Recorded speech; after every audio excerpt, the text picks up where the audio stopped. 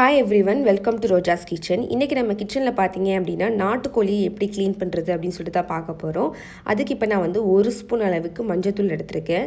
எல்லா non veg clean பண்ணலையும் மஞ்சத்தூள் add பண்ணி க்ளீன் பண்ணுங்கள். நான்வெஜ்ஜில் சில டைம்ஸ் நமக்கு வந்து பேக்டீரியாஸ் ஏதாவது இருக்கும். மஞ்சத்தூள் போட்டோம் அப்படின்னா எல்லாத்தையுமே அதை வந்து கில் பண்ணிடும். இப்போ நான் உங்களுக்கு எப்படி க்ளீன் பண்ணுறதுன்னு சொல்கிறேன். இப்போ பார்த்தீங்கன்னா நான் ஒரு சிக்கன் பீஸ் எடுத்திருக்கேன். இதை உங்களுக்கு நான் க்ளீன் பண்ணி காட்டுறேன். மேலே பாருங்கள், ஜவ்வு மாதிரி இருக்குது பாருங்கள். இதில் எல்லாமே நம்ம எடுத்துடணும்.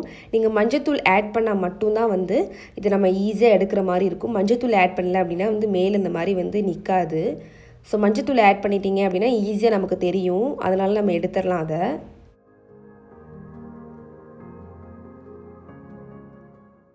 இப்போ பார்த்தீங்கன்னா உங்களுக்கு தெரிஞ்சிருக்கும், மேலே நல்லா க்ளீன் பண்ணியாச்சு பாருங்கள். எப்படி இருக்குதுன்னு பாருங்கள். இதே மாதிரி நீங்களும் க்ளீன் பண்ணிக்கோங்க.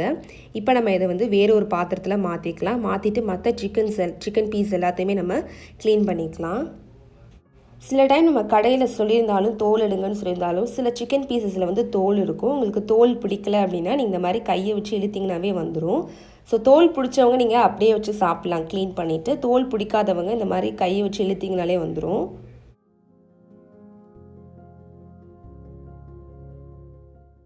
சில சிக்கன் பீஸில் பார்த்திங்கன்னா இந்த மாதிரி ரத்த கலரில் இருக்கும். இதெல்லாம் நம்ம வந்து எடுத்துடணும். இதெல்லாம் நம்ம சாப்பிடக்கூடாது. ஸோ செக் பண்ணிக்கோங்க. உங்களுக்கு க்ளீன் பண்ணலே தெரியும். இந்த மாதிரி இருந்துச்சு அப்படின்னா எடுத்துகிட்டு அந்த சிக்கன் நான் சொன்ன மாதிரி அந்த ஜவ்வு மாதிரி இருக்கிறதெல்லாம் எடுத்துகிட்டு க்ளீன் பண்ணிக்கோங்க.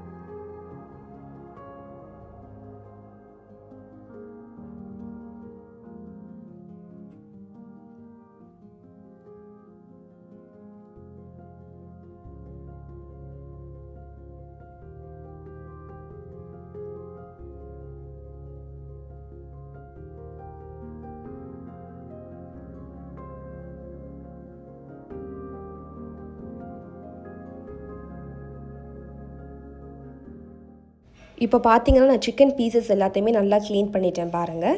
இப்போ நம்ம இந்த தண்ணியை வந்து கீழே ஊற்றிடலாம். ஊற்றிட்டு இன்னொரு தண்ணியில் நம்ம வந்து சிக்கனை நல்லா அலசி எடுத்துக்கலாம்.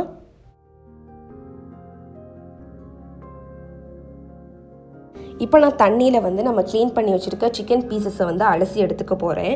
இதே மாதிரி நீங்கள் ஒரு 5 டைம்ஸ் பண்ணிக்கோங்க. அப்போ தான் அந்த சிக்கனில் இருக்கிற அந்த கவுச்சி ஸ்மெல் இதெல்லாமே வந்து க்ளீன் ஆகும் நமக்கு.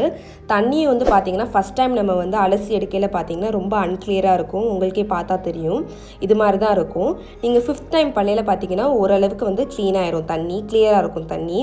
ஸோ வந்து 5 தடவை அது மாதிரி க்ளீன் பண்ணிக்கோங்க.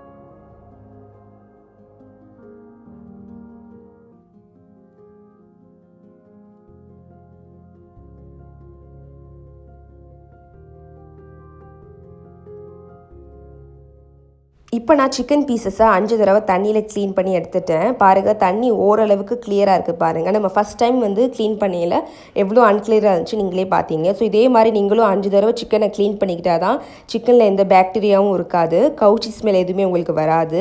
ஸோ கண்டிப்பாக உங்களுக்கு இந்த வீடியோ யூஸ்ஃபுல்லாக இருக்கும்னு நினைக்கிறேன். இதே மாதிரி நம்ம சேனல் நான் வந்து நண்டு க்ளீனிங் போட்டிருக்கேன், அதுக்கப்புறம் மீன் க்ளீனிங்கும் போட்டிருக்கேன். ரெண்டுமே நான் டிஸ்கிரிப்ஷன் பாக்ஸில் லிங்க் கொடுக்குறேன், மறந்துடாமல் அதையும் செக் பண்ணி பாருங்கள். இந்த வீடியோ பிடிச்சிருந்தா லைக் பண்ணுங்கள், உங்கள் தாட்ஸ் எல்லாத்தையுமே கமெண்ட்ல ஷேர் பண்ணுங்க. சேனலுக்கு புதுசா இருந்தீங்க அப்படின்னா மறந்துடாம சேனலை சப்ஸ்கிரைப் பண்ணி வச்சுக்கோங்க. பாய்.